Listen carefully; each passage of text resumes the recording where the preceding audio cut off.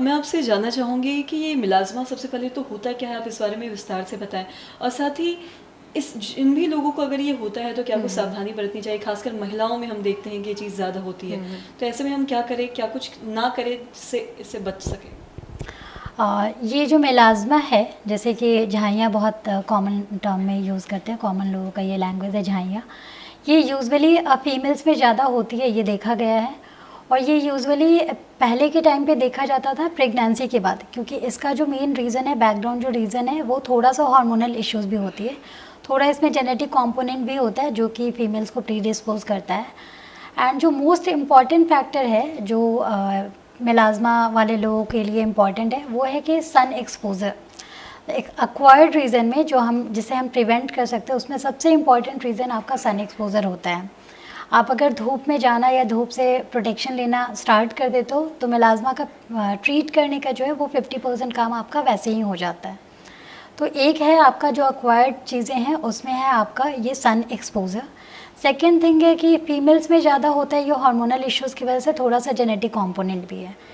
और फीमेल्स में जो कॉमन रीज़न है वो है कि फीमेल्स के द्वारा बहुत सारा ओवर द काउंटर मेडिकेशन या फीमेल के द्वारा जो फेयरनेस क्रीम्स वगैरह यूज़ किए जाते हैं, over the counter medication parlour से लेके या फिर मेडिकल स्टोर से लेके या आयुर्वेदिक दवाइयों के नाम पे वो काफ़ी ज़्यादा यूज़ करती हैं। जो कॉमनली आपने बेटनोवेट का नाम काफ़ी ज़्यादा सुना हुआ होगा। ऑलमोस्ट हर घर में हर इंसान के एक रिलेटिव ऐसे होते हैं जो बेटनोवेट, स्किन लाइट वगैरह इस तरह की चीज़ें यूज़ करते हैं चेहरा ग्लो करने के लिए, या फेयरनेस क्रीम के नाम पे या फिर नाइट क्रीम के नाम पे। तो फीमेल्स के द्वारा चूँकि इन चीज़ों का ज़्यादा यूज़ होता है, यही रीज़न है कि फीमेल्स में ये चीज़ें ज़्यादा देखी गई हैं। और साथ ही अगर किसी को ऐसा होता है तो ऐसे में फिर क्या कर सकते हैं? अगर किसी को मेलाज़्मा अगर बहुत जैसे प्रेगनेंसी के बाद यूजुअली जो मेलाज़्मा होता है जिसको क्लोएज़्मा कहते हैं, ये यूजुअली प्रेगनेंसी जैसे आपका ओवर हो जाता है तो उसके बाद ये gradually within 6 months to 1 year ये खुद से ठीक हो जाता है। लेकिन जो एक्वायर्ड मेलाज़्मा है उसमें सबसे इम्पॉर्टेंट है कि आप सन प्रोटेक्शन लेना स्टार्ट कर दो।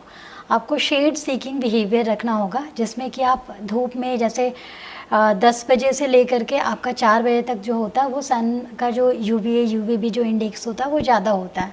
तो आप अपने काम को उसके अकॉर्डिंग बाहर जाना अवॉइड कर सकते हो 10 से 4 के बीच। अगर जाना है आपको तो आपको सनस्क्रीन लगा के जाना चाहिए। करीब 3 मटर के दाने जितना मिनिमम आपको सनस्क्रीन पूरे चेहरे पे लगाना है। एक थिक लेयर सनस्क्रीन बाहर जाने के 15 से 20 मिनट पहले आप लगा सकते हैं। ये बेसिक चीज़ें हैं। इसके अलावा जो अगर मान लें उससे भी आपका सन प्रोटेक्शन आपने 3 महीने करके देख लिया और आपका नहीं होता है, तो आप आसपास के किसी डर्मेटोलॉजिस्ट के पास कंसल्ट कर सकते हो। या फिर कुछ जो बेसिक जो क्रीम्स है, ऐसे क्रीम का यूज़ करना जिसमें स्टेरॉयड होता है। स्टेरॉयड जो केमिकल है वो नहीं होना चाहिए। इसके लिए commonly kojic acid related cream है, हाइड्रोक्विनोन रिलेटेड क्रीम है, ट्रेटिनोइन वगैरह है। इसके लिए आप एक बार अपने आसपास के किसी भी डर्मेटोलॉजिस्ट से कंसल्ट करें और अकॉर्डिंगली आपको मेलाज़्मा के लिए जो एंटी पिगमेंटेशन जो क्रीम्स होते हैं उनका प्रॉपर तरीका यूज़ किया, कैसे यूज़ करना चाहिए, साथ में कैसे सन प्रोटेक्शन लेना है, वो सारी चीज़ें बताई जाएंगी।